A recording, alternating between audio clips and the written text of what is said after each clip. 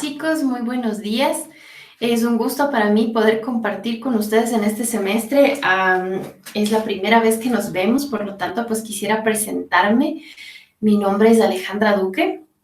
Soy licenciada en psicología y tengo también una maestría en neuropsicología y educación. Y pues es un gusto para mí poder estar con ustedes ya en este semestre. Ya está un poquito avanzadito y es la primera vez que nos vemos, así es que pues qué gusto. Vamos a compartir en este pedacito de semestre, en este bimestre, la materia de lógico-matemático, desarrollo del pensamiento lógico-matemático infantil, por lo que es importante que recordemos algunos conceptos de psicología evolutiva. ¿Listo? Entonces, vamos con eso. Sin más preámbulos de la próxima vez que nos veamos, pues vamos a ir a conocernos un poquito, a conversar, ya pues a mirar algunas cosas que por ahí tenemos pendiente con ustedes. Vamos entonces, como les decía, para esto tenemos que recordar un poquito de la materia de psicología evolutiva para tener en mente las características de nuestros niños de la edad específica en la que vamos a estudiar el desarrollo del pensamiento lógico-matemático, ¿ya? Era importante también recordar un poquito acerca de la teoría de Piaget, que es en la que está basada los estadios del desarrollo, y pues eso vamos a conversar bastante en este primer momento de esta materia. Pues y entonces decíamos que Piaget es constructivista, ¿verdad? Algunas de estas, del constructivismo es fundamental para las reformas educativas, porque antes de que se diera este constructivismo y estas teorías de Piaget, Vygotsky, etcétera, etcétera, se creía que los niños eran organismos pasivos, plasmados, moldeados por el ambiente, pobrecitos ellos, no tenían ni parte ni suerte de su propio aprendizaje, mientras que el constructivismo nos hace a nosotros sujetos activos, protagonistas de nuestro propio aprendizaje. Nosotros somos los que hacemos por nosotros, aprendemos de lo que nosotros queremos de nuestro medio. Piaget nos enseñó algunas cosas en su teoría a los educadores, por ejemplo, a entender cómo el niño interpreta el mundo. Y es por esto que lo miramos una vez más, porque así podremos saber cuáles son las características del desarrollo del pensamiento infantil. Nos enseña también cómo los niños se comportan como pequeños científicos, tratando de interpretar el mundo que les rodea. La otra, pues, que tiene su propia lógica y forma de conocer. Y por último, pues que este desarrollo va siguiendo algunos patrones conforme van alcanzando la madurez nuestros niños y también conforme interactúan con su entorno.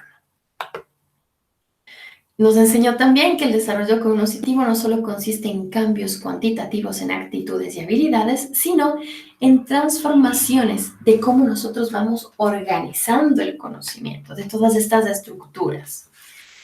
Por último, todos los niños pasan por 4 etapas específicas y que es imposible omitir alguna de ellas.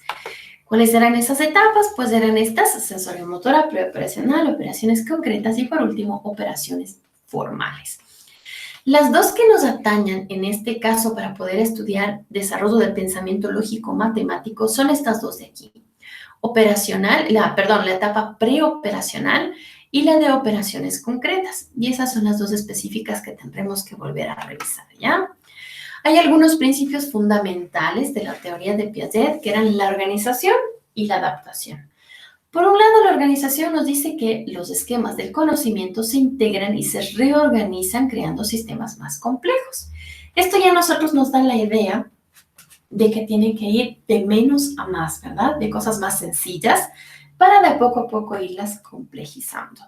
Y por otro lado, la adaptación, que es otro de estos principios fundamentales de la teoría de Piaget, nos dice que se da a través de la asimilación y acomodación, y así se forman los esquemas. El primero se moldea la información y mediante el segundo se modifica la información. Entonces, yo mediante la asimilación podré moldear, adquirir la información y por último, con la acomodación, iré modificando ciertos detalles que ya no estén acorde a lo que deben ser mis esquemas mentales. Teníamos algunos mecanismos de desarrollo según la teoría de Piaget y eran 4. El uno es la maduración de qué? Pues de nuestras estructuras cerebrales heredadas, ¿verdad? Todas estas estructuras físicas que tenemos, que son comunes a toda la raza humana, que pues van a ir madurando de a poco. La otra son las experiencias físicas con el ambiente, que son experiencias de tipo subjetivo. Por más de que tengamos dos personas la misma experiencia y la misma vivencia, las vamos a interiorizar de manera diversa. La otra es la transmisión social de la información del conocimiento y por lo tanto pues la utilidad de que aprendamos en sociedad, en grupos de personas. Y por último pues el equilibrio, que es una forma de conservar la organización y la estabilidad de nuestro entorno, además que a través de este proceso el ser humano alcanza un nivel superior en su funcionamiento mental. Y este equilibrio era causado siempre por la asimilación y la acomodación. Entonces yo ya asimilé un conocimiento, lo acomodé a mis esquemas mentales y de pronto me encuentro con un desequilibrio nuevo. Entonces yo vuelvo a hacer el mismo proceso. Asimilación, acomodación, equilibrio. ¿Sí? ¿Cuáles eran estas etapas del desarrollo según la teoría de Piaget? Decíamos la sensoriomotora desde los 0 hasta los 2 años. Aquí aprendíamos esquemas de conducta propositivas y por último la permanencia de los objetos. Las acciones intencionales y placenteras que repetíamos una y otra vez y que las conocíamos como reacciones circulares. Y bueno, todas esas características bonitas de la etapa sensoriomotora, que en este caso para estudiar lógico-matemático no lo vamos a utilizar y por lo tanto pasamos así. Abuelito de pájaro. La otra etapa en la que sí debemos centrarnos un poquito más es la etapa preoperacional, desde los 2 hasta los 7 años de edad. Y pues aquí, justamente la capacidad de pensar en objetos, hechos o personas que no se encuentran en ese momento presentes, marcan el inicio de esta etapa. Esa es la permanencia del objeto. Que yo sé que mamá existe, aunque no esté en casa en este momento y no la pueda mirar. Que yo sé que mi juguete sigue existiendo aunque esté fuera del alcance de mi vista. La otra cosa que marca el inicio de esta etapa es el empezar a emplear palabras, números, gestos o imágenes. Y esto ya es la simbolización, ¿cierto? La otra es que nuestros niños aprenden a formular teorías de este tipo intuitivo. Entonces, ¿qué pasa si yo hago esto o aquello? ¿Verdad? Teorías intuitivas, ya no solamente propositivas. A ver, yo propongo a ver qué pasa. No, no, no. Es, a ver, yo me pongo a pensar, si lanzo una piedra al vidrio, yo creo que si lanzo la piedra se rompe. Eso es intuición, intuitiva. Las principales limitaciones de esta etapa específica son el egocentrismo, la centración y la rigidez del pensamiento, que son también características específicas de esta etapa preoperacional. La otra que debemos tener bastante en cuenta es la etapa de operaciones concretas de nuestros niños de 7 a 11 años. Ellos pues ya empiezan a reflexionar. Aparecen aquí las operaciones mentales como la clasificación, la seriación, la conservación. El pensamiento ya aquí posee menor rigidez, y mayor flexibilidad. Y este es el momento en el que explotan todas las operaciones matemáticas, ¿verdad? Esto de la resta, la multiplicación, la división, las raíces cuadradas y todas esas cosas maravillosas, ¿verdad? Justamente por estas características específicas del pensamiento. La otra es la de operaciones formales, y esta solamente para recordar, igual no es que la vayamos a utilizar ahorita. En esta se pueden pensar en objetos abstractos, eventos y conceptos. Se utiliza la lógica, la inducción, la deducción, el razonamiento. Se puede reflexionar acerca de nuestros propios procesos de pensamiento, etcétera, etcétera. La teoría de Piaget a nosotros nos contribuyó en muchas cosas en educación. Primero porque nos ofrece una excelente descripción del pensamiento del niño en varias edades. Y en este caso nos va a servir muchísimo la descripción del pensamiento de nuestros niños en preoperacional y en operaciones concretas. También es buena la teoría de Piaget porque conserva las suposiciones básicas de que el desarrollo es cualitativo y que además es gradual, de a poquito.